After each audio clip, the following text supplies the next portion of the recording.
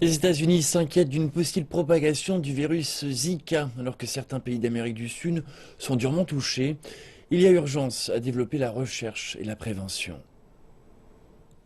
15 mois après avoir demandé de l'argent pour combattre le virus Ebola, les deux principaux responsables américains de la santé reviennent au Congrès demander 1,8 milliard de dollars pour combattre le virus Zika. Nous nous attendons à ce que dans les mois plus chauds à venir, il y ait plus de risques. C'est donc le moment pour réévaluer à la hausse des diagnostics.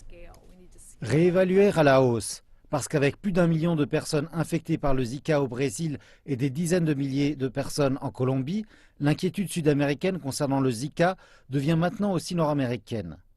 Washington et 10 États américains ont d'ores et déjà rapporté quelques 50 cas.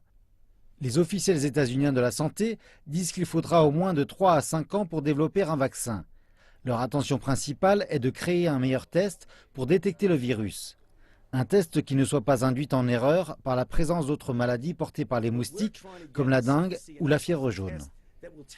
Nous voulons développer un test qui dise immédiatement s'il s'agit du Zika ou d'autre chose. Les femmes enceintes aux États-Unis seront les premières à recevoir le test, si elles ont récemment voyagé en Amérique centrale ou en Amérique du Sud. Et environ 400 millions de dollars demandés seront affectés à la lutte contre la propagation du virus en dehors des États-Unis. Ce week-end, le Pérou et l'Équateur ont signé un accord pour empêcher que les cas de virus en Équateur ne se propagent au Pérou lors du voyage de carnaval.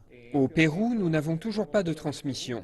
Pour le moment, nous n'avons qu'un cas importé de Zika, d'un citoyen vénézuélien qui est venu au Pérou par voie terrestre.